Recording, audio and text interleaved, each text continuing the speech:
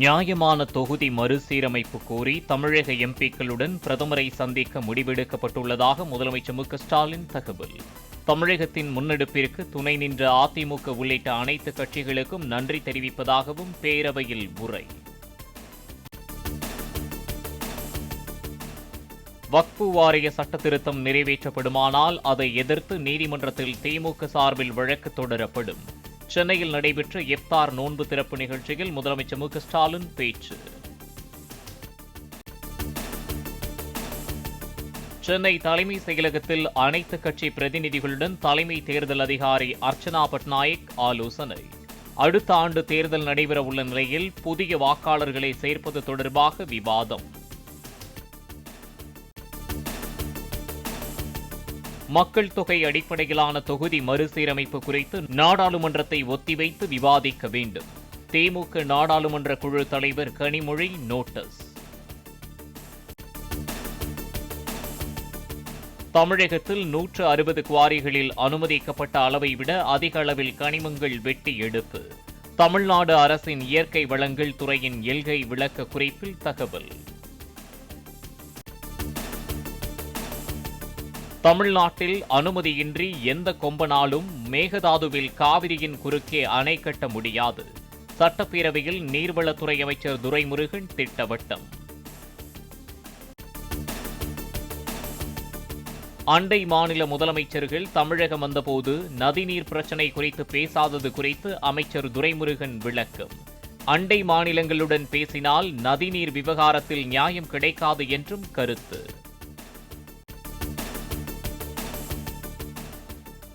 எடப்பாடி பழனிசாமி தன்னை விவசாயி என்று குறிப்பிடும் போது நாங்கள் என்ன ஐஏஎஸ் ஆபீசர்களா என அமைச்சர் துரைமுருகன் கேள்வி. வேட்டியை மடித்து கட்டிக்கொண்டு இபிஎஸ் களமாடினார் என்றால் நாங்க என்ன பேண்ட் ஷர்ட் அணிந்தா வருகிறோம் என வினவினார். செம்பரம்பாக்கம் ஏரி நீரின் தரத்தை கண்காணிக்க சென்சார் கருவி. பூண்டி நீர்த்தேக்கத்தில் வண்டல் மண் படியும் அளவு ட்ரோன் மூலம் கண்காணிக்கப்படுவதாக பேரவையில் தகவல்.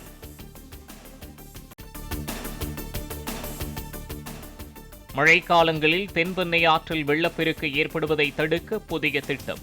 கடந்த ஆண்டு வெள்ள பாதிப்பு எதிரொலியாக சாத்தனூர் அணையிலிருந்து நீரை பாலாற்றிற்கு திருப்ப முடிவு.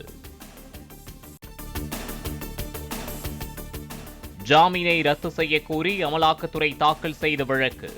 பதில் அளிக்க அமைச்சர் செந்தில் பாலாஜிக்கு 10 நாட்கள் மட்டும் அவகாசம் வழங்கி உச்சநீதிமன்றம் உத்தரவு. ஏற்கனவே 3 முறை விசாரணைக்கு வந்த பிறகும் நோட்டீஸை காரணம் காட்டி பதில் மனு தாக்கல் செய்யாமல் இருப்பதால் ஜாமீனை ரத்து செய்ய கோரும் மனு மீதான விசாரணையின் போது செந்தில் பாலாஜி தரப்பிற்கு நீதிபதிகள் கேள்வி. ஜாமீன் வாங்க உச்சநீதிமன்றத்தையே பொய் சொல்லி ஏமாற்றியுள்ள செந்தில் பாலாஜி அமைச்சர் பதவியில் தொடர எந்தவித தார்மீக உரிமையும் இல்லை. உடனடியாக செந்தில் பாலாஜியை அமைச்சர் பதவியிலிருந்து நீக்குமாறு முதல்வர் ஸ்டாலினுக்கு அண்ணாமலை வலியுறுத்தல்.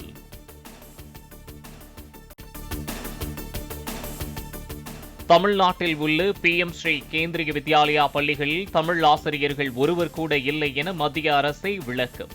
ஹிந்திக்கு 86 ஆசிரியர்களும் சமஸ்கிருதத்திற்கு 65 ஆசிரியர்களும் இருப்பதாக திமுக MP கனிமொழி பதிவு.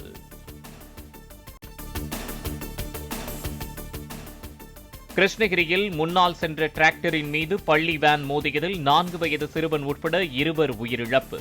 பள்ளி வேன் அதிவேகமாக வந்ததால் கட்டுப்பாட்டை இழந்ததாக கூறப்படும் நிலையில் காயமடைந்த மற்ற மாணவர்கள் மருத்துவமனையில் அனுமதி.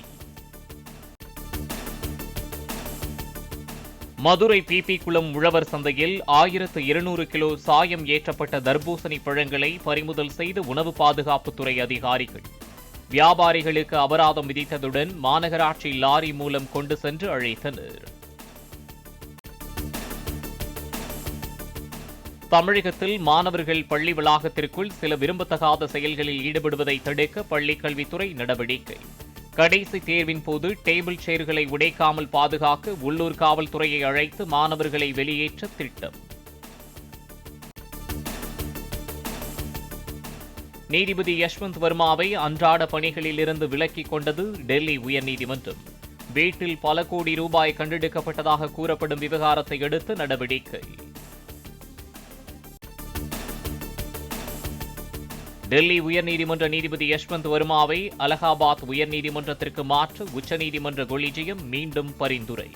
வீட்டில் கட்டுக்கட்டாக பணம் இருந்ததாக கூறப்படும் குற்றச்சாட்டுகளை அடுத்து நடவடிக்கை.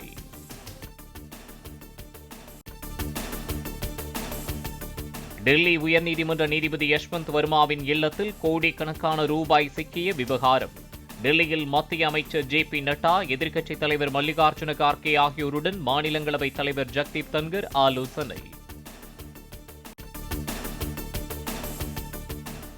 வெங்காய ஏற்றுமதிக்கு இனி எந்த வரியும் விதிக்கப்படாது என மத்திய வேளாண் துறை அமைச்சர் சிவராஜ் சிங் சவுகான் அறிவிப்பு. விலை குறைய தொடங்கியிருப்பதால் 20% ஏற்றுமதி வரியை நீக்க முடிவு செய்திருப்பதாகவும் பேட்டி.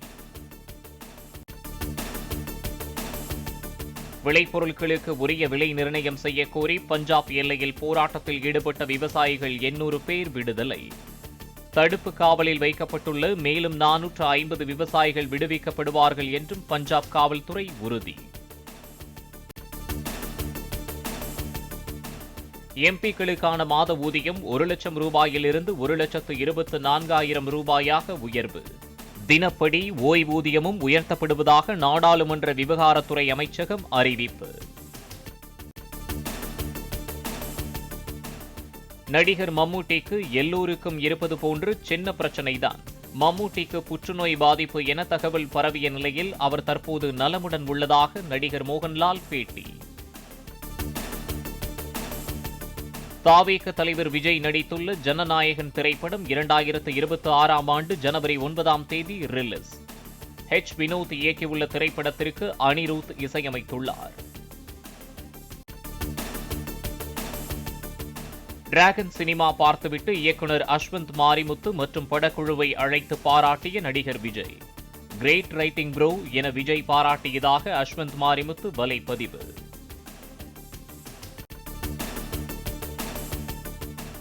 புதிய வரிக் கொள்கை குறித்து விவாதிக்க அமெரிக்க வர்த்தக குழு இன்று டெல்லி வருகை.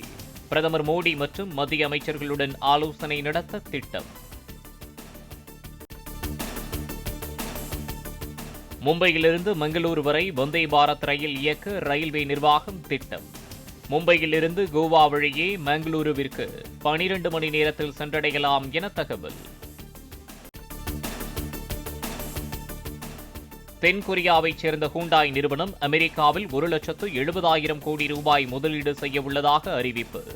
லூசியானாவில் 42,000 கோடி ரூபாய் முதலீட்டில் ஸ்டீல் தொழிற்சாலை அமைக்கப்படும் என அதிபர் டிரம்ப் தகவல்.